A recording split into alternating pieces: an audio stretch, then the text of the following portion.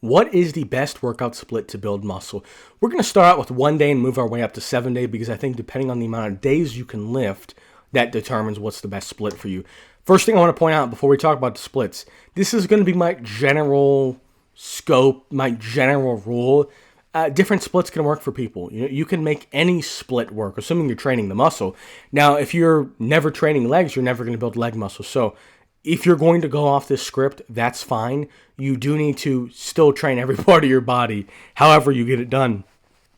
First thing, 1 day a week. Honestly, if you can only lift 1 day a week, I probably would just do push-ups, pull-ups, squats, calf raises, planks. I don't think it makes much sense to go to the gym and try to get in. I would just do some stuff at home. 1 day a week.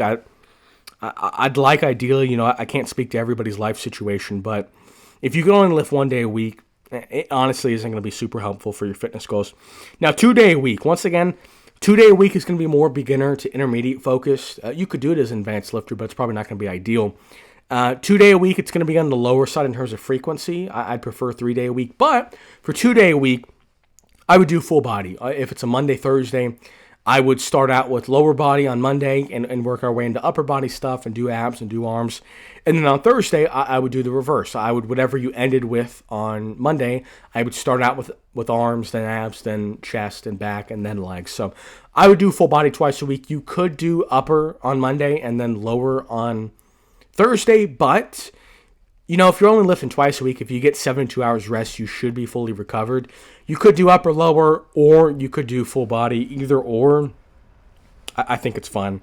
Now, 3 day per week. If you're a beginner, intermediate, 3 day per week is probably the golden zone. Anything more, probably overkill depending on how much time you're spending in the gym and how high intensity you're going. But 3 days a week, 2 or 3 days a week for beginners makes a lot of sense. For 3 days a week, I would probably lean, push, pull legs. Push means chest, front delts, triceps, and then pull means back, biceps, forearms, and then legs. And then obviously you have to hit your abs, and pretty self-explanatory though, push, pull, legs.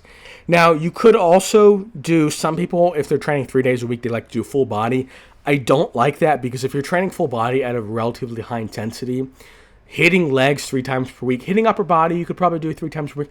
Hitting legs 3 times per week probably isn't feasible if you're training intensely. So maybe you could do an upper Monday, lower Wednesday, full body Saturday. You could do that for sure.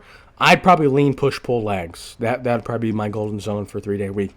Now for 4 day a week, this is probably more for intermediates to advanced intermediates to advanced lifters. Upper, lower, 2 times per week. I think that makes the most sense. Monday, upper, Tuesday, lower, same thing Thursday, Friday. Makes a lot of sense. You could do a push, pull, legs, arms. I think that makes a lot of sense as well. So originally on push, pull, legs, you would hit triceps on push. On pull, you would hit biceps and forearms. But with this workout, on push, you would just hit pushing movements, no triceps. You would not do biceps or forearms or side delts, and you would save that for an extra day. So I think that makes a lot of sense as well. A lot of beginners, they do the big movements and kind of neglect certain muscles like the arms. I think that could make a lot of sense. Upper, lower, twice per week, or push, pull, legs, and then arms. 5 days per week. You've got a couple options. I think the option that makes the most sense is kind of a hybrid split. So upper, lower, Monday, Tuesday, and then Thursday, Friday, Saturday, push, pull, legs. So upper, lower, once again, pretty self-explanatory. Abs, chest, back, arms on the first day. Second day, you do lower, legs, and then push. You know what the pushing muscles are, legs, and then, or push, pull, legs. So I think that would cover your bases pretty well.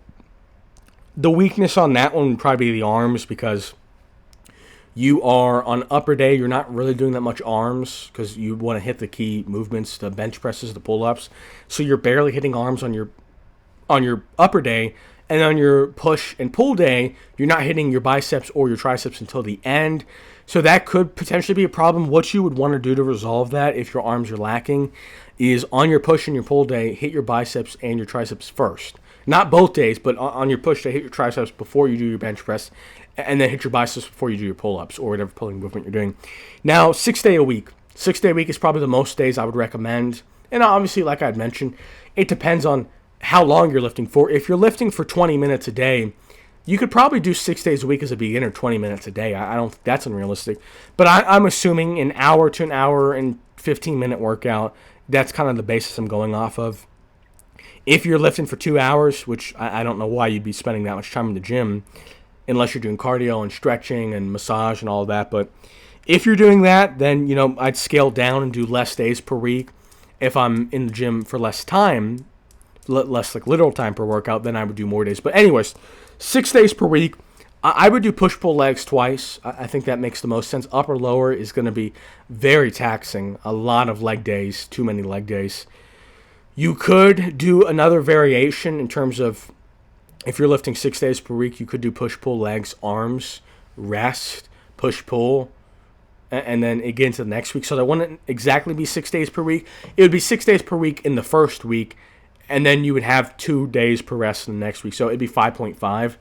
But if you're going to lift 6 days per week, I think the only real option, unless you're going to get super specific in terms of Monday's chest, Tuesday's biceps, Wednesday's quads, like you could do that, but it's probably not ideal. I think the most sense if you're going to lift 6 days per week is push-pull legs.